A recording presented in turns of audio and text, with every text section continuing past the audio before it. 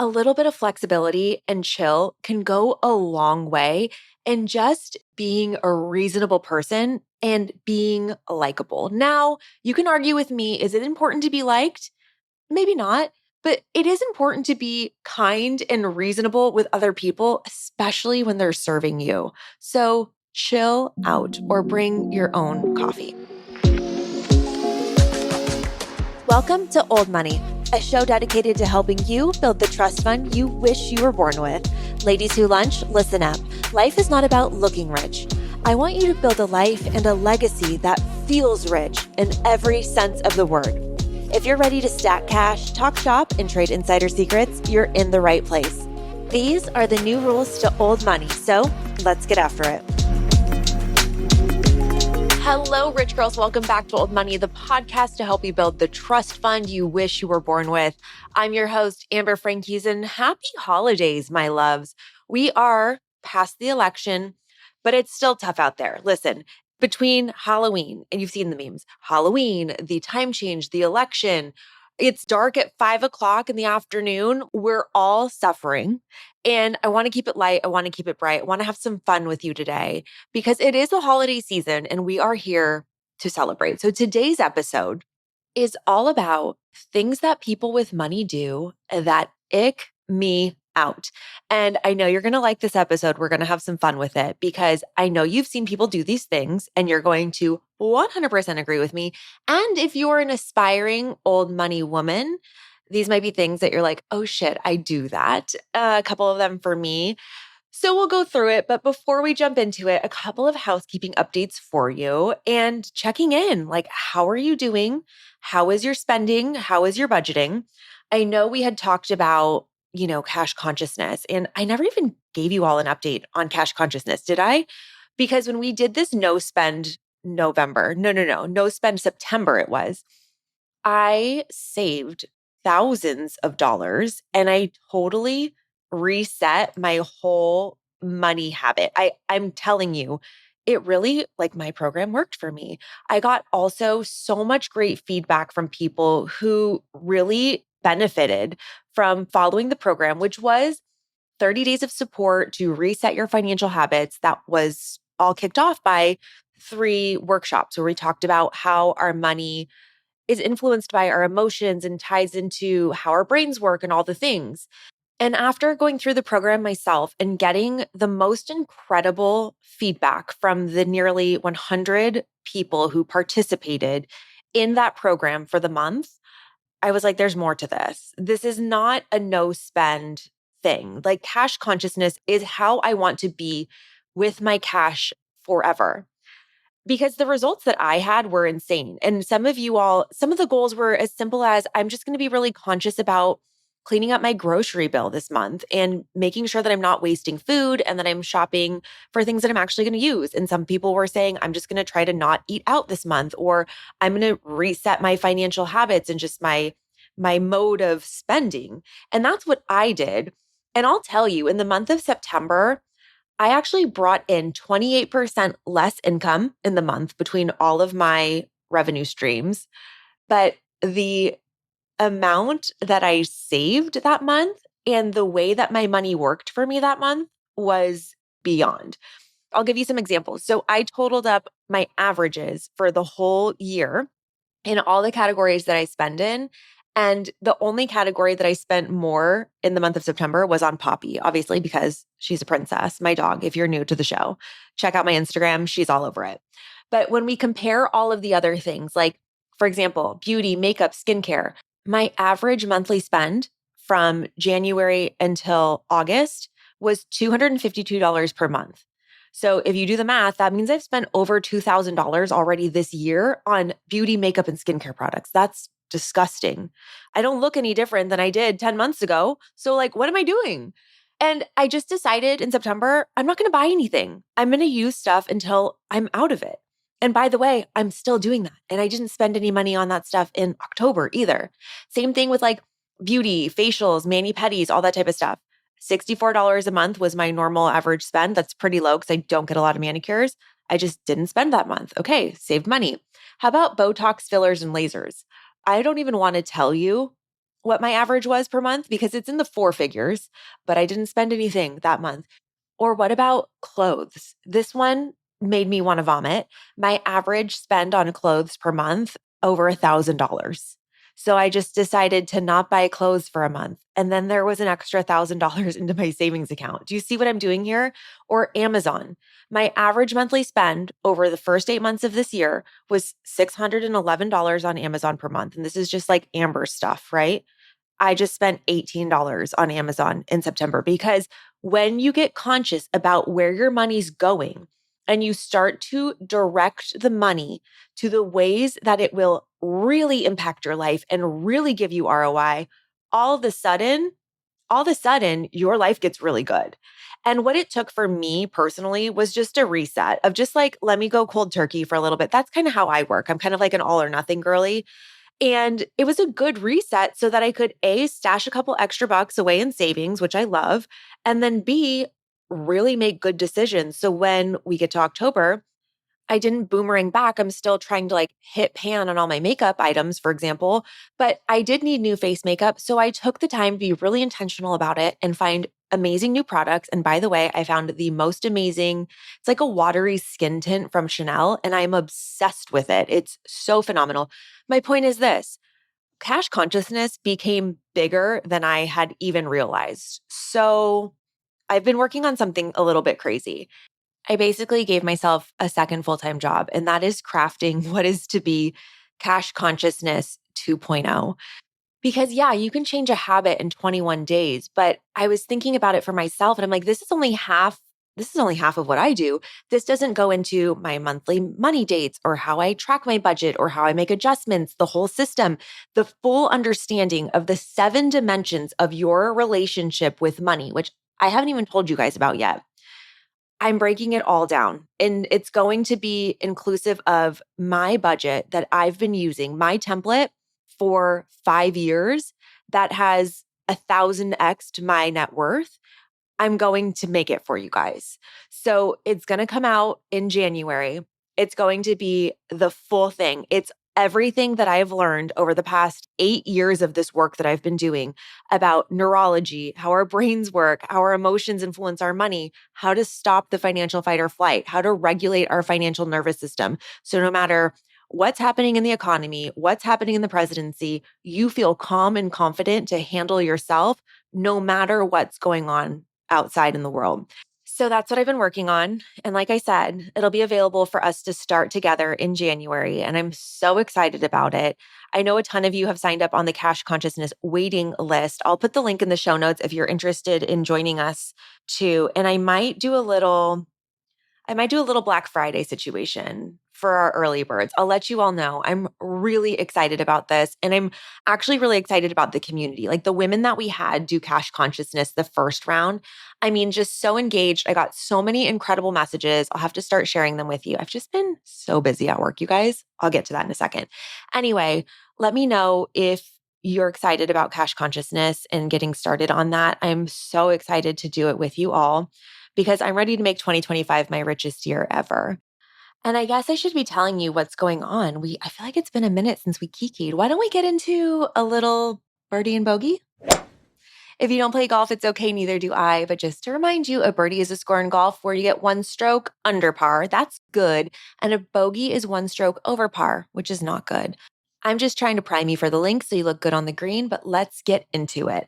Starting with my birdie, which was the craziest 6 days. Yes, I survived 6 days, 6 full days in Las Vegas, Nevada. Normally, 48 hours is the golden time, right? You get in, you turn around, you get out. We were there for 6 days because I was there for a real estate development conference, which was incredible, by the way. It was a lot of real estate talk. It was like 7 a.m. to 7 p.m. and dinners and lunches and connects. And my face was sore from smiling and being engaged for so long, but I made amazing connections, met great people, connected with friends that I had never met in real life that were from all over the country, 5,000 real estate professionals there, and also got to connect with my past boss and mentor and person who encouraged me to start my marketing agency so many years ago. And it was just really full circle and wonderful to be there as a business owner, as peers with these grownups. Do you know what I mean? Like, I have value to add and opinions to give and help that I can provide. And it was just a fantastic experience. Of course, one of the highlights was I got to tour a home that I had toured it before, but it was at one point the highest priced home sale in Las Vegas. You can look it up. The home is called VM001. The builder is Blue Heron. I was very lucky to work with them for a while as a client of AF Marketing. And the house itself, 18,000 square feet, I think it sold for $25 million. And I believe you can look up to whom it sold, which is the owner of a very large loan company. And his shtick is that he likes to collect the highest priced home in every market. So he has the highest priced home in Seattle, in San Diego, in Las Vegas, or whatever. Actually, I don't think he has one in San Diego, but you get the point.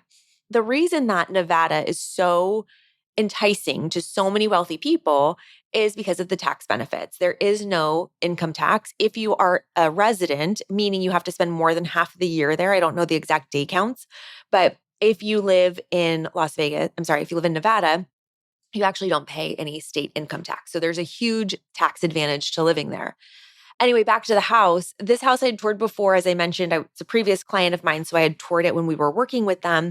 And the house is sick. It's actually interesting because it's only 3 bedrooms in 18,000 square feet, which is crazy, but it's fully immersively indoor outdoor. Like there's huge pools inside the house that you could swim in, but they're mostly there for decor. And, all these walls like pocket into the sides of the house. It's so sick. The master bedroom has this huge closet that's all this incredible like mahogany paneling. There is a safe room in there where there's like a little couch where you can lock yourself in and you can see the cameras and all the house in case of a crazy attack. That's what people are thinking about at this level of wealth, which is crazy, right? Anyway, I'll have to post some photos for you guys on Old Money. I can't even do it justice, but the design philosophy that this builder follows is called biophilic design, meaning they want to have the humans as close to nature as possible. So the way they accomplish that is they actually bring plant material and rocks and things inside the house.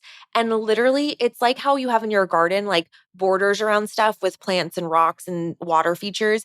They build that into the house. So when all of those doors pocket open, it just feels like landscaping outside. But when the doors pocket closed, you actually have all of this beautiful landscaping and like outside feeling elements inside your house. It's actually proven to be healthier for humans because obviously you get all of that air cleansing from all of the plants inside there that are rooted in the soil. But it has all these other amazing benefits as well for just overall wellness. The interesting thing about touring this house is that on the third floor, they have a club. Literally a club. In fact, Steve Aoki, the DJ, is a neighbor of this house. And during the grand opening party, he came and DJ'd in the DJ booth in the club in the house. Yeah, there's a DJ booth in the club with a secret door so you can get back there. There's even a VIP section built in. And the bathroom that the club has access to, well, there's a one-way mirror with a shower in the bathroom and a mirror so you can see not into the shower, but you can see out of the shower. So it's a little sexy, risque situation. Anyway, beautiful home. It's now for sale if you're in the market because there's a larger house being built across the street and somebody else is moving in and this guy is ready to go. So really interesting, really fun, lots of interesting people, interesting tours, all the things. But our time there was fantastic. We always stay at Encore, which is just such a beautiful property. And I really appreciate it because it's a little bit more calm than the Wynn side, but you can walk over to the busy party side if you want to, and then kind of retreat to the Encore side when you're ready for a break. I was so lucky to be able to, for the first time ever in Las Vegas, visit a spa. I'm a spa junkie, but Las Vegas, like I said, it's normally a 48-hour turnaround time. There's no time to be leisurely. But this time I got to do an incredible lymphatic drainage massage, and the spa at the Wynn is just beyond. So it was an amazing trip. It was super exhausting. I was trying to keep on top of emails and running the business and networking and emailing everybody that I met and connecting people and all the things. But my God, that is a rich life, right? Rich doesn't just mean money in your bank. It means full and vigorous and exciting and stimulating. And just all the people that we met, all the people that I got to connect with and the time I got to spend, it was phenomenal. You might hear a little bit of rasp in my voice though. I don't know how people deal with that secondhand smoke. Makes me want to die. Anyway, the Birdie was totally the week in Vegas. I just wouldn't personally recommend staying for that long. So for my bogey, it's actually more of an existential crisis. I've been thinking about something nonstop, and I know you've been thinking about it too, because everybody and their mother has seen this documentary on Netflix. If you haven't, literally put your phone down and go watch it immediately. It's one of the best documentaries I have ever seen. You know what I'm going to say? It's the Martha doc. Now, I am a daughter of a Martha, not because my mother is cruel or mean or harsh or unfeeling like Martha Stewart might have been represented in that video, more so because my mother is absolutely a hostess with the mostest. And I have, since I was a child, been buying her Martha Stewart cookbooks for Mother's Day and Christmas, literally every year for as long as I can remember. We had a little stint with Ina Garden there, but my mom is a gardener. She's a baker. She's a chef. She's a homemaker. She was also a badass real estate agent and super successful in her line of work. But somehow she also managed to make everything look perfect in her house. It still does. And, even back in the day when I think to when I was a kid and my mom was in real estate and she would do gifts, for example, for her clients, I would get paid to wrap the gifts and make sure that they were beautiful and perfect. But like Rosie wasn't allowing any messy corners. Like these are client gifts. They need to be perfect, right?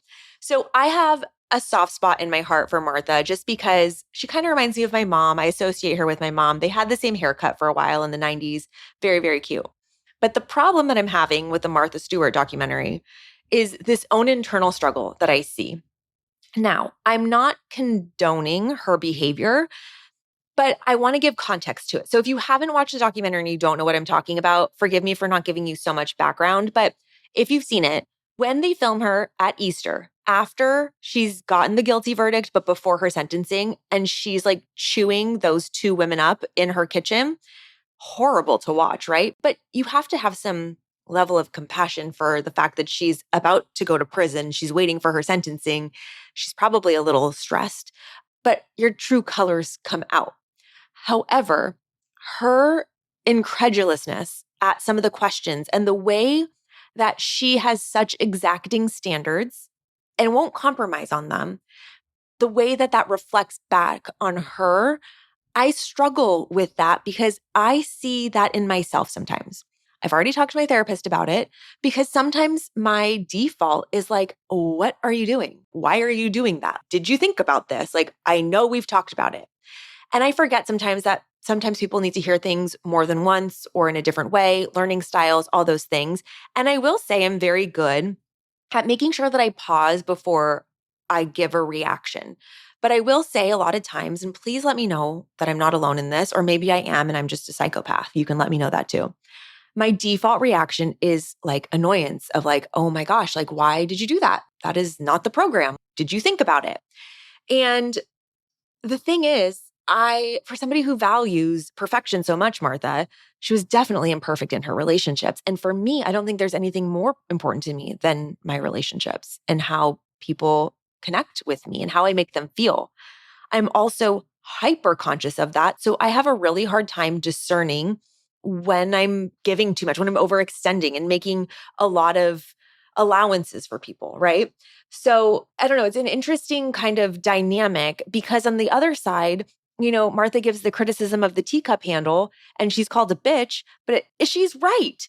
And so I feel that way sometimes too. And I would love to hear from the high achievers in the audience, which is everybody that's listening, of if you struggle with this as well, of this like exacting standards, this impatience, all those things, because I don't want to be remembered as somebody who was an asshole or perfect.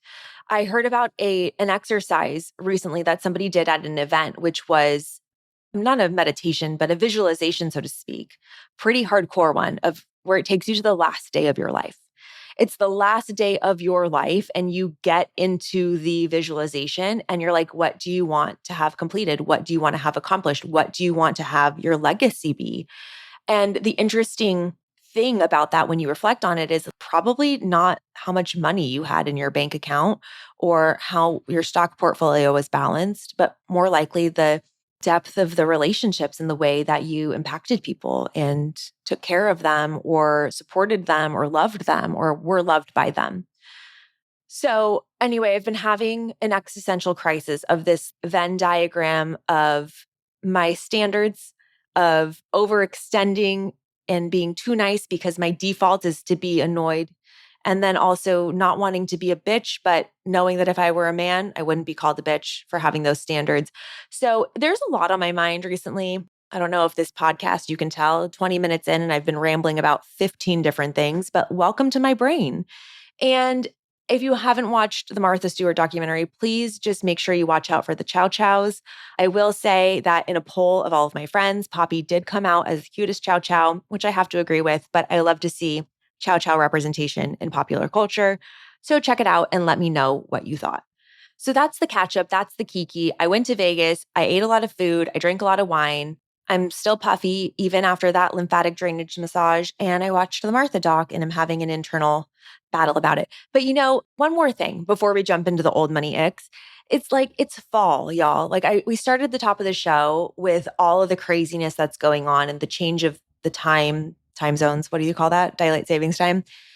And, fall is really when all of the dead leaves fall off of the tree so that that tree can rebloom in the spring after resting for the winter. You know what I mean? And I feel like what I've been doing this fall is shaking the tree. I've been shaking the tree of my life and all of those leaves, the dead things, the things that are not working out, that are not aligned. I have been shaking that tree so that they fall right off because I'm ready to start fresh. And a lot of that shaking of the tree is old ideas, old beliefs, all that overextending, that self-doubt. And I really want to say cash consciousness really helps me work through that because a big component of it is a lot of journaling, right? And really figuring myself out.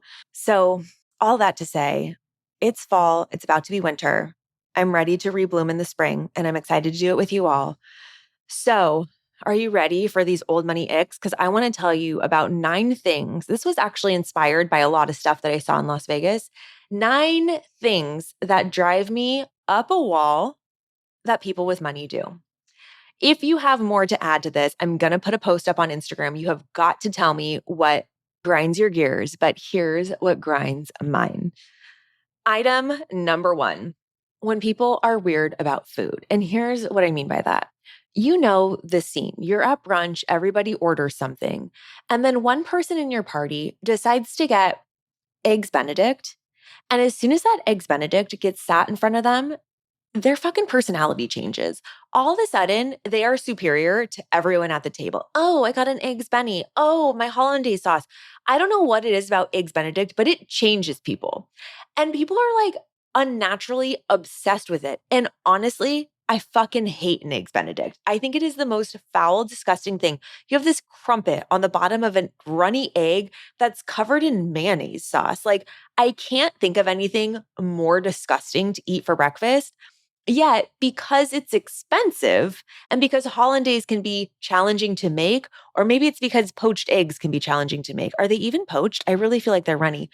People get all haughty about Eggs Benedict, and it's honestly not the best dish on a brunch menu. I'm sorry, it's not. And it's the same thing with lobster. I don't know what it is about lobster. I get it that lobster is expensive, but I'm telling you, it is not the most delicious thing that comes from the sea. And when people start to put lobster in everything, I'm like, stop. You do not need lobster in mac and cheese. You do not need cheese covered lobster. And people who get all fancy with their seafood tower and their lobsters and they're showing off, it's just giving ick. I don't like it. And the last thing that really bothers me, I mean, I take this to my core. I have a really big problem with this, and I want it outlawed in the United States of America. Caviar bumps. Caviar bumps are so dumb because caviar is best served with all of the accoutrement, on a blini. And we've known this for centuries. They've been doing it the right way in Russia for longer than we've all been alive. And all of a sudden, somebody was like, let's take a caviar bump, like a college student taking a tequila shot. And quite frankly, it's a waste of caviar. For the amount that you're getting on your hand and then licking it, it's also unsanitary. I hate to see it. If you're going to eat caviar, please eat quality caviar. Love Petrosian. Got to have a meal there, or a snack, I should say, in Vegas at Bellagio. It's a tradition. You need the blini pancake. You need the creme fraiche. You need the hard-boiled egg white, hard-boiled egg yolk. You need the chives, you need the onions, and there's another thing that is not coming to mind right now, but that's how you need it. And it should be eaten and served with a beautiful pearl spoon. And the fact that people are just dumping it on their dirty hands at Surf Lodge and then licking it off, like, makes me want to vomit. The other thing about food is when people with a lot of money just do things and are overly complicated for the sake of being overly complicated. Like people that have a salad with 15 modifications, or they will only drink organic, fair trade, single origin coffee. It just tells me that you have no chill. And I think that's one of the biggest rubs about people with money, or especially old money, the more traditional set. They might seem like they have a stick up their ass. And it might be important to you, and it's totally valid if it's important to you. It might be important to you if you are only drinking mold-free coffee because of the toxicity report you got from your concierge doctor. That's totally cool. But where people go wrong is that you have to remember you can control the environment or the variables in your own home. But when you go outside of your home and you expect everyone to cater to you and only give you your mold-free mycotoxin coffee at like the Four Seasons, you become unreasonable. And that is where so many people get annoyed when people who are often catered to expect others to go way above and beyond and then are snippy when they don't get catered to in the way that they expect. It's like, baby, you're at a McDonald's. A little bit of flexibility and chill can go a long way in just being a reasonable person and being likable. Now, you can argue with me, is it important to be liked? Maybe not, but it is important to be kind and reasonable with other people, especially when they're serving you. So chill out or bring your own coffee. Okay, number 2, people who tell the same story all of the time and people who are name droppers. Now, I'm going to break this very rule right now by using 2 very specific examples of people who do this or did this all the time. And when I first realized that this was a thing that old money people do, and it drove me insane. This was in my previous life when I was working in real estate, and there was a CEO of a very well-known company in San Diego. Okay, I'm not really name dropping. I'm just letting you know the context, right? And this person I would used to host parties with or attend events where they were. And this is like the definition of a fat cat. Okay. If you need to go back to the old money vocabulary episode, like a fat cat is not a fat cat, like a feline. It's like somebody with like big mobster energy that like walks in, takes up a lot of energy and space, sits in the back of a restaurant, is always wearing a blazer, like chummy with everybody that they see. This fat cat CEO had actually sold his company to Warren Buffett. And that's a huge accomplishment, okay? Warren Buffett's one of the most well-known, wealthy people in the world. And this guy, who's local to San Diego, was a CEO of a business in San Diego, was able to be acquired by Berkshire Hathaway. And he was very proud of that fact. And he should be. Like, I'd be super proud of myself. Like, good on you, bro. And I met him one time in passing, and he was kind of holding court at this event that I was throwing, actually. And he was telling the story of how that deal came to be. And as he's telling the story, he's explaining this story, which I'd be so interested to hear Warren's side of it, of how he kind of pulled one over on Warren in the deal, not in a shady way, but in like a negotiating way that really showcased this CEO's expertise in negotiation and business acumen, right? So he's telling the story and he makes this big showing. The punchline of his story goes, and we shook hands. I took that check right out of his hands and I He taps on his like chest pocket, put it right in my coat pocket, and I haven't let go of it since. And everybody laughs like, oh my gosh, you're so brilliant. That's so amazing. Congratulations. Such an accomplishment. And it was a good story until I heard the exact same story verbatim at the next event and the next event and the next event. There was one season where, of course, in real estate, you go to all these open houses, these, broker events. I used to have to go to all of these things. We're hosting like parties at these properties that we're selling. And he would tell the same story and he'd go, I shook Warren's hand and I haven't taken that check out of my pocket since. And everybody laughs. And I was like, oh, this is his shtick. This is his shtick. His whole personality is this story. And what's interesting about it is that it disallows anyone to connect with him. It's not about connecting with people. It's about being seen.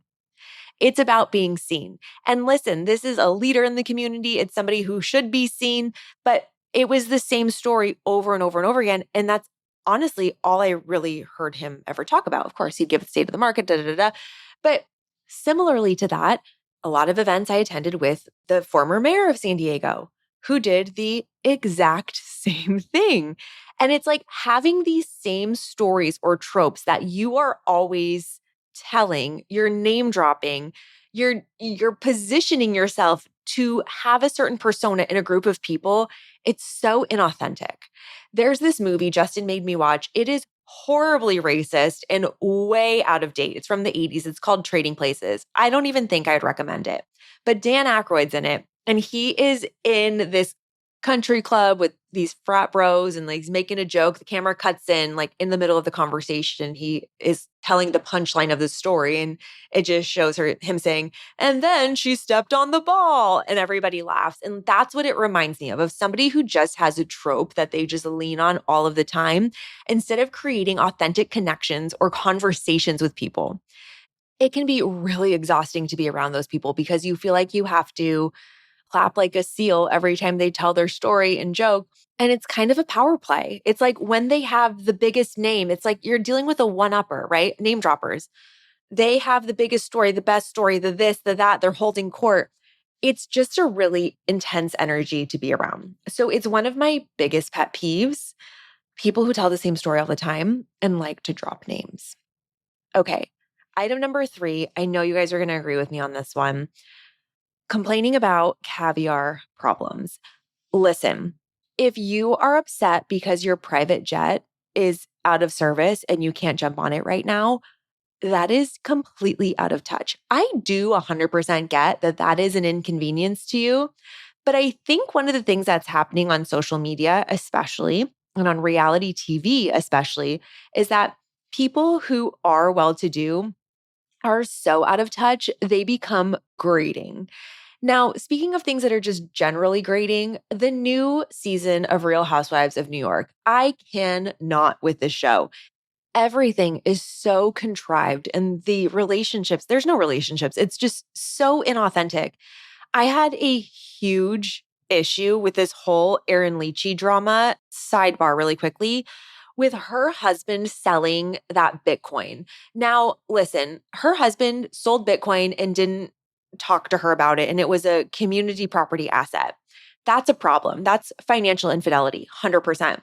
But the way that she addressed it and undressed him on camera and scolded him like he was a stupid little boy was so uncomfortable to watch.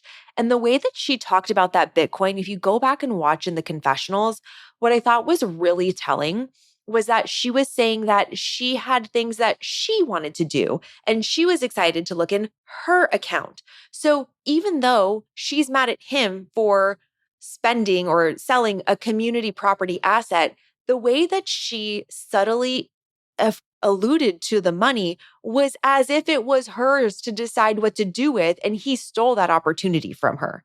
So unhealthy. Not to mention all the layers of, she comes from money, he doesn't come from money, he feels like he has to catch up in order to impress her. Just a lot of interesting dynamics there. We should get into it on another show. But the point is that she was complaining about having people over to her Hamptons home because she was not looking forward to them complaining about her being a bad host because last time she served them caviar and potato chips. I will say, I love caviar, but if you just drive 3, 4 hours to get to somebody's home and they do not have, and you're hosting them for the weekend, right? And all they're going to give you is Pringles and caviar, that's not enough for that many people. She was a bad host. And she's complaining about them complaining and complaining about having to host them. Then don't host them. That is my problem with the show. Brynn cannot see herself. And the way that she treated Erin when she came over to her house of not even looking up at her when she entered and blowing her off by looking at her phone, it's just childish. I stopped watching literally during the scene. Ugh, you know what? I don't even remember. It doesn't even matter because it's just such a bad show. And it makes me really miss the Real Housewives of New York of years past. But I mean, that's also me complaining about caviar problems. Anyway, I think the summary of this one is just people who are just so unaware of the challenges that others are facing and then complain to those people without recognizing the differences of circumstances. It can come across as super insensitive, totally clueless. Sorry that it's so hard for you to manage your multiple homes when somebody is struggling to pay their mortgage. Do you know what I mean? So just keep in mind like who you complain to. And by the way, even though this whole episode is me complaining, I'm trying not to complain. Like I think that's a good New Year's resolution because you manifest the vibration, the energy, the reflection of what you are. So like the more you complain, the more complaints will come your way. Hey, Rich Girls, if you're anything like me and want to live back in 1969 at the Palm Royale Country Club, having martinis, playing tennis, and living your best life, well, I have a surprise for you. You are cordially invited to join the very first and only Old Money Country Club right here on the internet. That's right. We finally put together an online community for all of our rich girls and boys to come together and find the inspiration they need, the resources they want, and the community they crave. That's right. We are not only building our net worths, but we are building our network. And this is the place where you're going to connect with all of the other rich girls that are out there on this financial journey with you, because I need you to know you are not alone. No matter where you are at in your financial journey, whether you're paying off debt, tracking your net worth, learning to invest, or wanting to start a business, there are other women out there who are trying to do the same thing as you, and you need to meet them. These are your new best friends and your new business partners. So in this online community, the Old Money Country Club, you're going to find the resources that we have for the show. You're going to have monthly money date prompts where I'm actually going to show up and do money dates with you to keep us all accountable and healthy on our money journey. There'll be exclusive information you can't find anywhere else. And I promise you, you're going to want to come in, shake up a martini, and join us in this country club. Find the link to join in the show notes. I welcome you in there. Again, find our link to join in the show notes or check us out on social. We love you so, so much and can't wait to see you on the inside. Anyway, let's go to the next one, which is sloppiness. Number 4, sloppiness. I do not accept sloppiness. This is the Martha in me. I do not accept sloppiness when you have the money, the time, or the resources to tend to things and you choose not to. If you can pay someone to tend to things for you or have things appropriate and you don't do them, it makes me really aggravated. Speaking of Real Housewives of New York, even being sloppy with money, Sonia Morgan, she had this townhome. She made horrible business decisions. She did not manage her money well, and her house was in complete disrepair. Unacceptable. I just can't imagine living that way in such chaos. And also, speaking of sloppiness, being drunk. Absolutely not. It's so déclassé. Elaine Swan would be so proud of me for saying that, but like just don't get drunk at a public event or really ever. It's not a great look because being sloppy is really hard for other people to deal with. When you're unpredictable, other people do not know how to relate to you, to connect with you, to care for you. It's just not a good look. But this is really talking about looks. So let me be judgy for a second. So there's a couple of things that come to mind when we talk about sloppiness. One is, I would say, like proportions and fit and all those types of things. For example, in Vegas, there was one woman that I kept seeing, and she was wearing the same belt the whole time every time I saw her a few times. And it was that skinny leather Hermes belt, the Kelly one with the little clasp on the front. But the skinny one should really be worn around your waist. And she was wearing it in jeans, but it was skinny. So the belt didn't fill the loops of the jeans. Do you know what I'm saying? So there was like a half of inch of space on either side. And it just didn't work. But I felt like that was a signaling thing. Like she wanted to be wearing that nice belt with everything that she wore, which is totally okay. It just wasn't the right fit. Do you know what I'm saying? It's not an old money thing. This is just Amber being an absolute judgy monster. The other thing is there's an influencer who I've followed for a really long time and have always had interesting style, more of a beauty hair influencer. Style's never really been their thing, but they've recently created a lot of wealth in their life. And so they have stylists and they're always talking about their stylists. And you can tell the level of wardrobe has increased exponentially. It looks like somebody went into Prada and bought every single thing that they've ever made. However, the fit of all of these clothes is atrocious. The sleeves are too long. They're tucked in over her fingers. It's like nothing fits right. And all the very expensive clothes, they don't look expensive because they are ill-fitting. And it's really disappointing. Another sloppy thing is when people are sloppy with their words or sloppy with their rhetoric, I would say. There's a lot of people on the internet that are spewing a lot of stuff that makes no sense. That's very sloppy.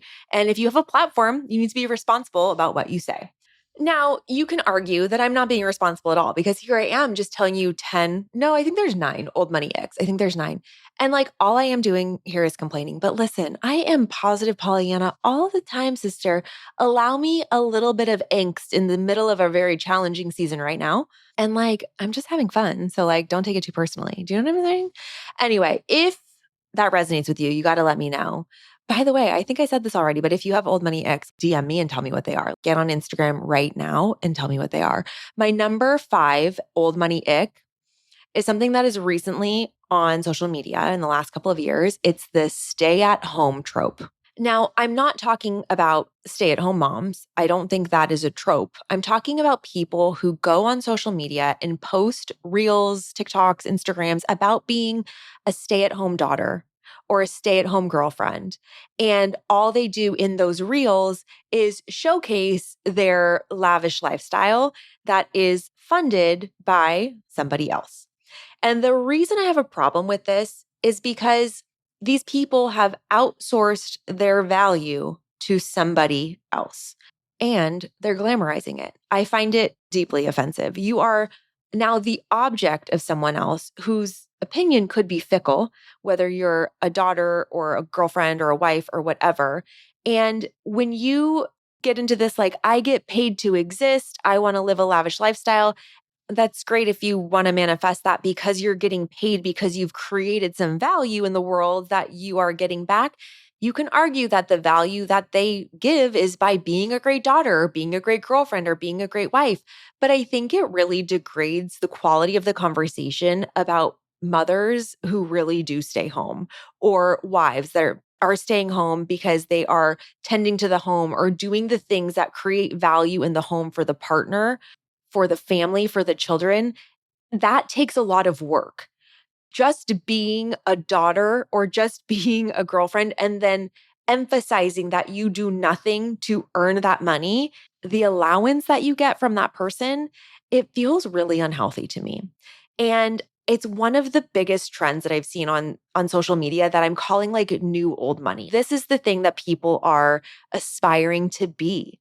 And I don't think that's a great direction to go. I think a beautiful direction is to explore your talents, explore the things that interest you, find a way to add value to your community, to your family, to the world, to society, to business, to commerce, to trade, and then be rewarded for that. I think that is beautiful. It's kind of a hot take, I know, and like, let me know if you want to fight me on it. I don't like to talk shit on people, generally speaking. I will tell you though, on the entrepreneurship episode, remember when I talked shit on Chapel Roan? I literally regret it. I think about it all the time. I'm like, oh my God, I don't know what's going on with her life.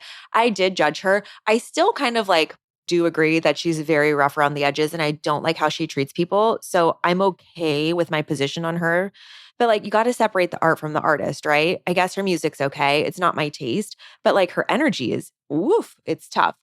But I did say some things that were not so nice, that like she couldn't handle stuff and like maybe she overcommitted. I don't know. If you listen to the episode, just know that like I still think about that. So maybe there's somebody out there that's a stay-at-home daughter and this makes a lot of sense for them. And they're like, fuck this girl, Amber, on Old Money Podcast. She doesn't know what she's talking about. DM me. Let's have a civil conversation about it. I'd love to learn more. Anyway, speaking of social media, number 6 is in that same vein. Number 6, Old Money Ick. Hauls, showmanship, and flexing. I hate it. The number one thing that is so gross to me on social media for business owners, especially, and especially women, is women who flex on the revenue that they've made in their business.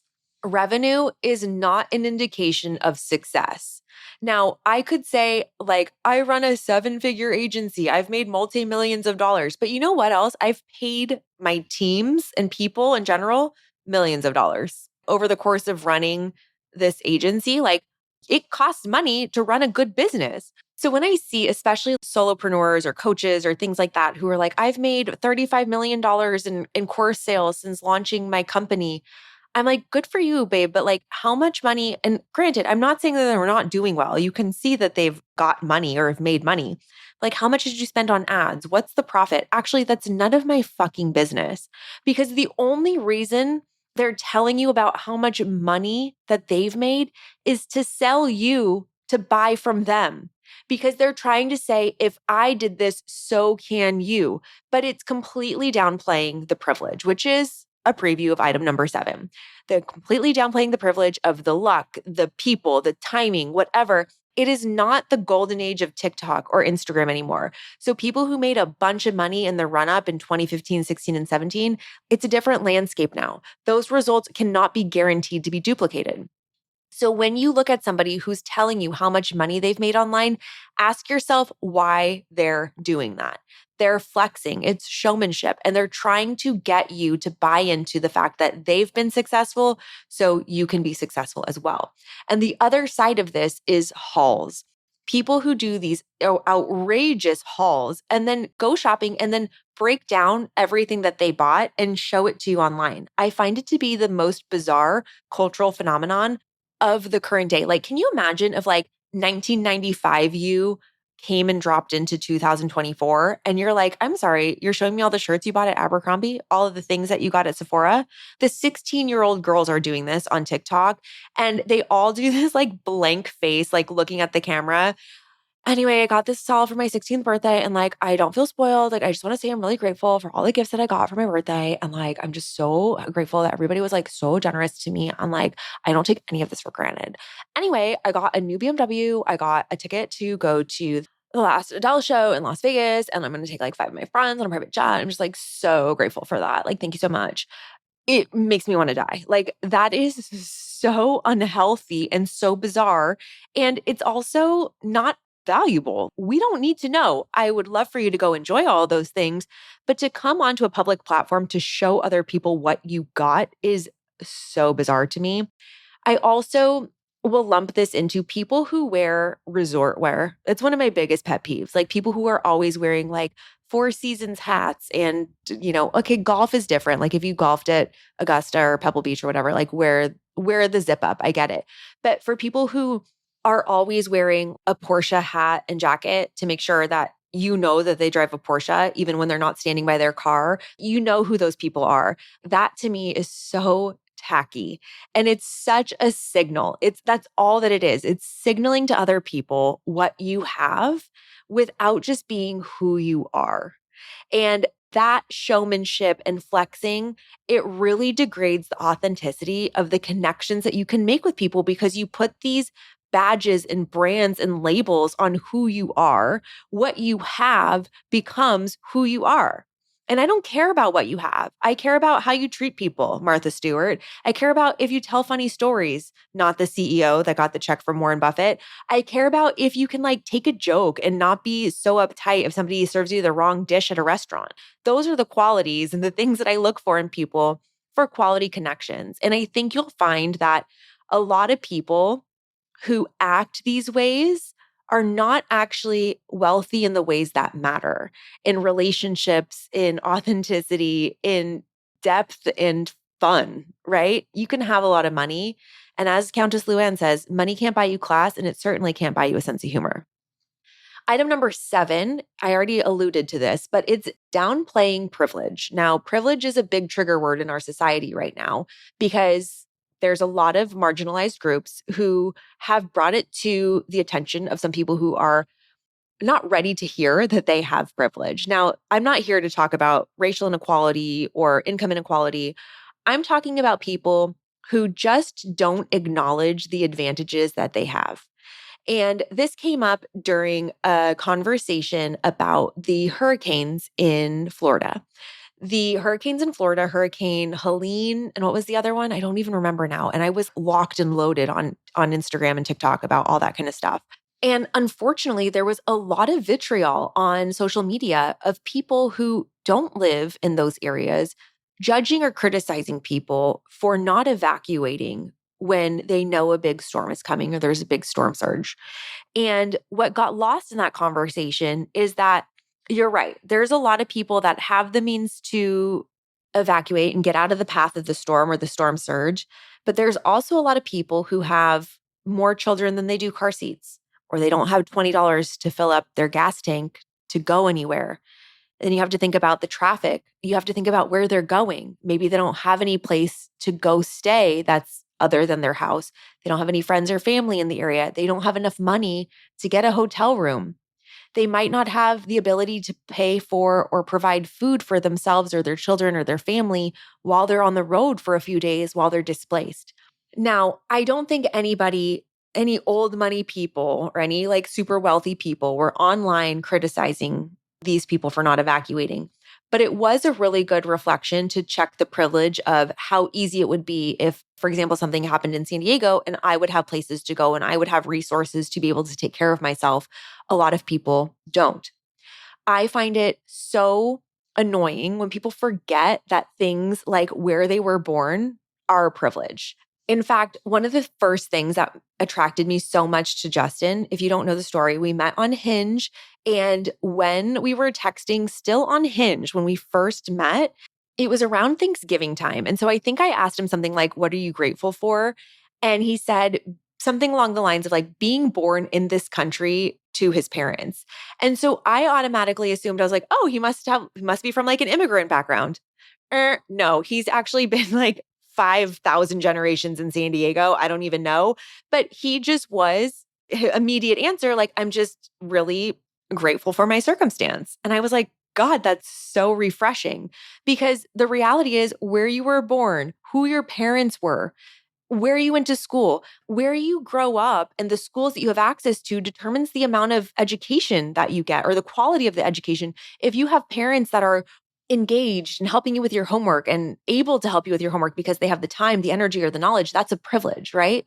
So inherited wealth, education, connections, acknowledgement of that, and just recognizing that the situations that we're in, there's always somebody with a bigger yacht, right? It's always great to have more of a connection or better education or more money or more resources. But the thing that really kills me about this is, and I know we've talked about it to death, the Nepo baby conversation. It absolutely kills me. And I love that this is something that the zeitgeist just has grabbed onto and won't let go of. Like Sutton said to Dorit, "Let the mouse go." I say, no, no, no. Hold that mouse in your teeth, baby, because I love talking about celebrities being obnoxious about being Nepo babies. You know Dakota Johnson, who is the daughter of Don Johnson and Melanie Griffith. She was in the 50 Shades of Grey movie. She is so annoying about this because she actually says, and this is a quote, "When I first started, I found it to be incredibly annoying and boring for people to talk about nepotism. If you're a journalist, then write about something else. That's just lame." Okay, how about just acknowledging, yeah, it's true.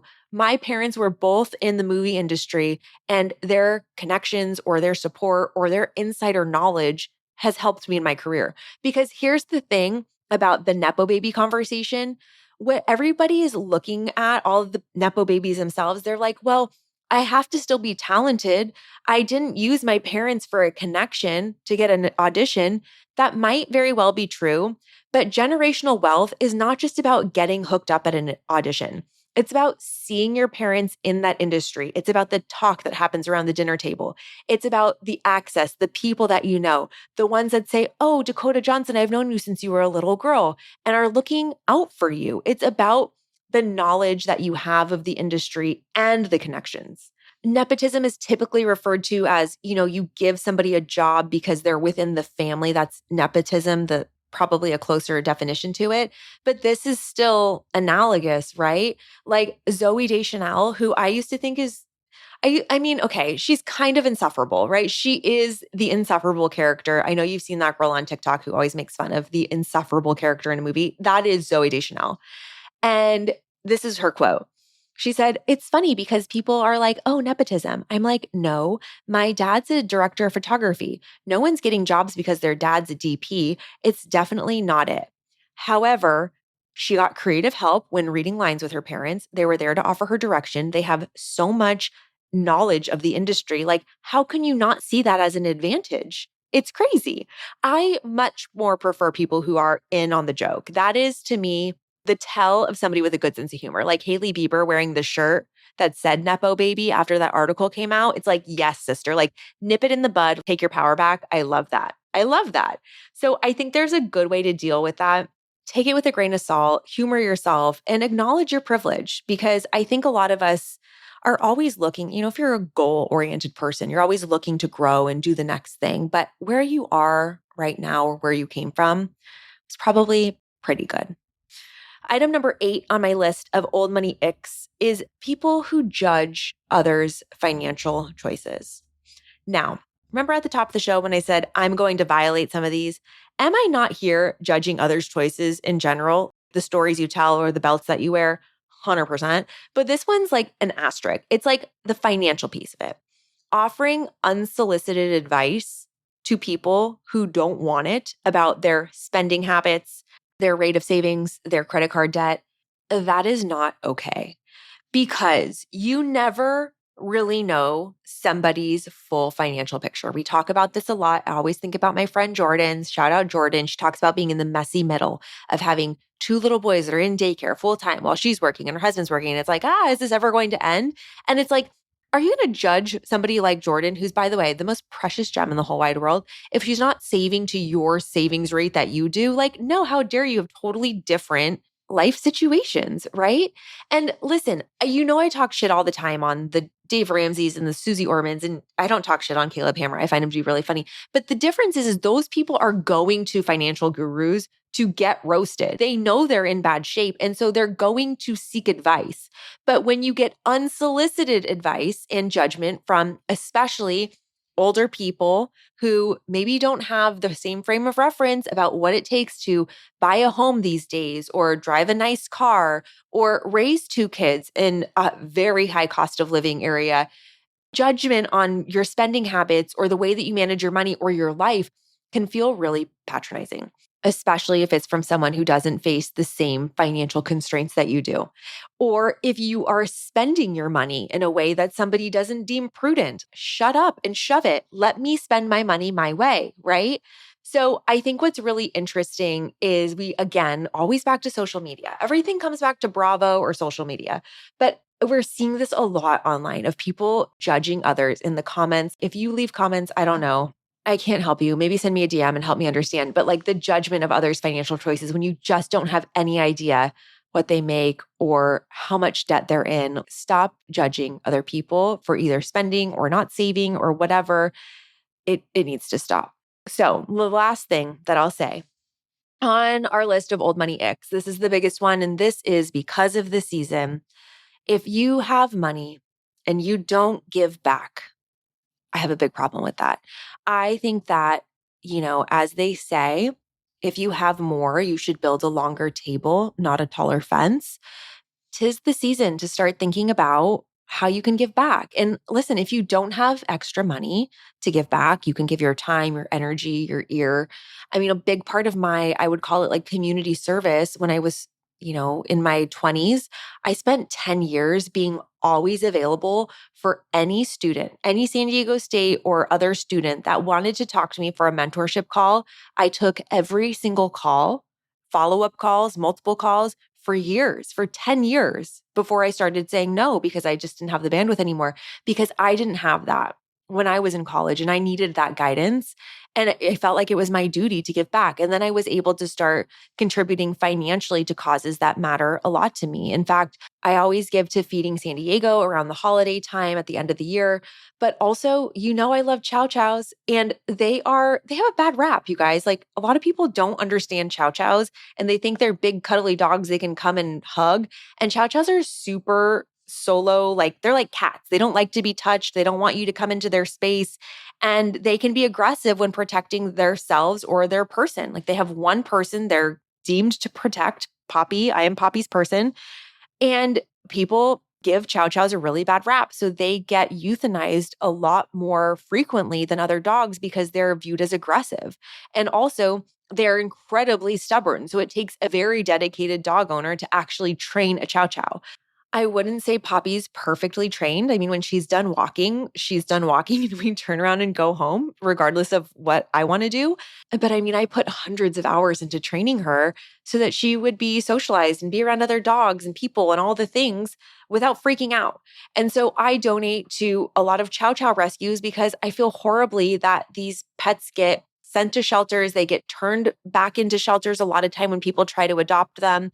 And so there's a lot of funds that are needed for people to foster them and take care of them because it takes them a really, really long time to get adopted. Anyway, if you are in a position to be generous with your time, with your money, with your energy, I encourage you to look at how you can build even more of that into your budget in this year.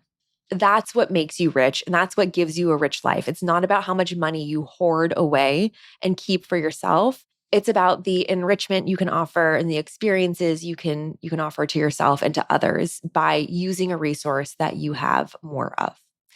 With that, thank you guys for hanging out with me today on this episode. I'm on a mission to make us all rich. So send this to a friend. Tell them I'm not usually this bitchy, but send this to a friend, tag me in a post it on your Instagram. We are in growth mode for Old Money. I am so excited. I have some surprises up my sleeve for the holiday season and the launch of Cash Consciousness. If you're interested in joining us, go to oldmoneypodcast.com/cash and join the waitlist. I love you guys so much, and I'll talk to you on the next episode. Bye-bye. Feeling rich? I hope so. Thank you for joining me on this episode of Old Money. If you have questions you want answered, email me at oldmoneypodcast@gmail.com or hit us up on social. We are at Old Money Podcast, and I am at your service. If this episode spoke to you, inspired you, helped you, if you took a single note, it would mean the world to me if you could please just take a minute to rate and review the podcast. And if you're not doing so already, subscribe. And if you have friends who like getting rich, please share this episode with them, even if it's just on your Instagram story. And I'd love you more than Jeff Bezos loves Amazon Prime. Thank you so much, and I will talk to you on the next episode. Remember, I'm not your lawyer, I'm not your tax professional, and I'm not your financial advisor. The content presented in this podcast is intended to entertain, educate, inspire, and support listeners in their personal and professional development and does not constitute business, financial, or legal advice. In addition to that, this episode may contain paid endorsements and advertisements for products and services.